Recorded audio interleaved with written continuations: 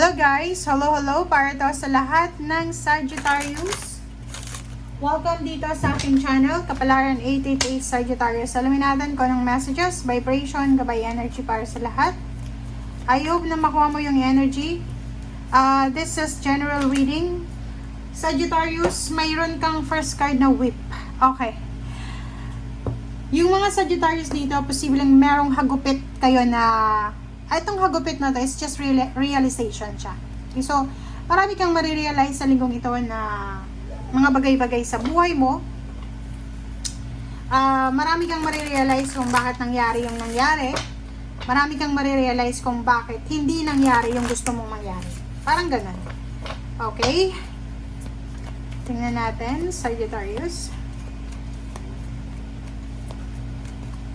Okay, shine from within. Okay, so Sagittarius, marami kang expectation sa buhay na posibleng, yun na nga, sabi ko sa'yo kanina, na hindi mo masyadong nakuha. Expectation mo, expected mo eh. But meron ka naman na hindi in-expect na yun yung dumating sa'yo. So, dito sinasabi ng baraha, ano man ang mangyari, 'di ba? Yung halimbawa, parang feeling natin, hindi pumapabor sa atin yung tadhana.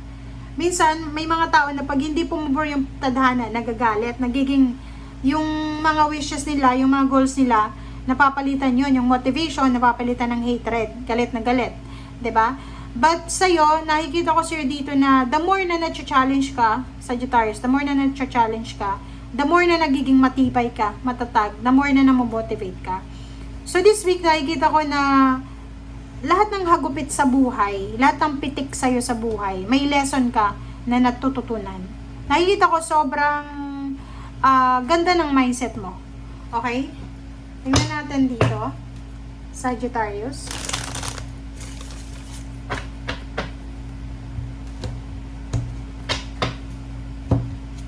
Okay. Okay. 'Di ba? So, dito sinasabi ng baraha sa Sagittarius na this week, meron kang mga bagay-bagay na pwedeng pagsisihan. But, yun nga, sabi ko sa'yo kanina, yung mga failures mo, yung mga bagay-bagay na hindi mo nakuha, hindi siya hadlang sa'yo para ituloy yung pagiging mabuting tao, ituloy yung kung ano yung talagang ikaw. Okay? Dito sa Five of Cups na to, sinasabi ng baraha na yung regrets mo, normal yan eh. Lahat tayo ng mga tao tayo, nagsisisi tayo, 'di ba? Pag hindi natin nakuha ang gusto natin. But sa'yo, sa linggong ito, yung mga pagsisisi mo ay gagamitin mo siya para mag-reflect, 'di ba? Gagamitin mo siya para maging sandata para sa mga susunod mong actions. Okay. So, syempre, yung iba pwedeng disappointed, 'di ba? Hindi makatulog sa gabi, maraming mga issues na yung mga gumugulo sa isip nyo, negativity or toxicity. And ang good news dito is may good news ka na matatanggap.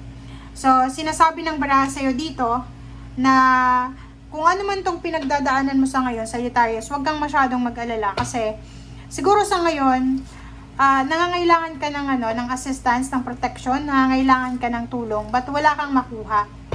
Dito sa page of 1, sinasabi na in the near future, kung may problema ka daw, may tao dyan, may posibleng tao na papasok sa buhay mo para tulungan ka sa kung ano man yan na pinagdadaanan mo. So, siguro sa ngayon mag-isa ka lang, parang feeling mo, ay, ako lang yung lumalaban sa buhay.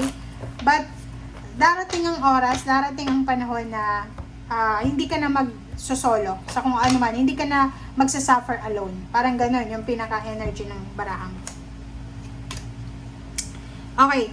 99. 9 of Wands and 9 of Cups. Maganda to.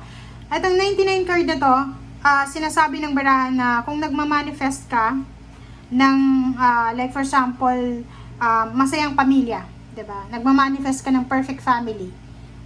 Makapagtapos yung anak mo, yung apo, ganyan, ganito. Mabuhay ng matagal yung parents mo, parang ganyan. Magkaroon ng another baby kung gusto mo pa ng baby. Basta yung minamanifest mo dito na happy family. Okay? So, kami doon below. Sinasabi ng baraha sa'yo na marami kang sinasakripisyo sa ngayon, marami kang pinagdadaanan sa ngayon, or dati pa, para lang maibigay ang kaligayahan ng pamilya. So, sinasabi ng baraha sa'yo dyan na, okay, tuloy mo lang, gawin mo lang kung ano yung nararapat.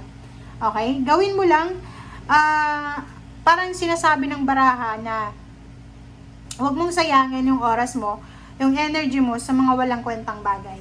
Okay? Kailangan mong gawin is, gawin mo kung ano yung talagang nasa sa loob mo. Yung sacrifices na ginagawa mo sa ngayon, worth it yan. Huwag mong iisipin na, ay, yung sacrifices ko, useless. Hindi. Walang sayang eh. Kasi 'di ba lahat ng ginagawa natin, naka-record yan sa taas. 'Di ba May nakatingin sa atin eh, na parang CCTV. Wala tayong maitatago, kahit kasalanan nga natin nakikita. 'Di ba So, isipin mo na yung pagiging mabuting tao, pagiging generous, matulungin na anak, kapatid, kaibigan, magulang, big point yun para sa'yo. Yan yung trademark mo eh. Yun yung trademark ng mga Sagittarius. Okay. Wow. So, dito sinasabi ng baraha, may Wheel of Fortune. So, meron dito, Sagittarius na information or pwedeng message na magdadala sa'yo. May message na darating sa'yo na pwedeng magdala ng pagbabago. So, may change. May magta-transform sa buhay mo. Pwedeng ikaw ay papasok sa isang stage ng buhay mo na unexpected. So, dito sinasabi ng baraha, ihanda mo ang sarili mo. Prepare yourself. Kasi, itong unexpected na to, talagang darating siya sa unexpected na moment or oras. Wow.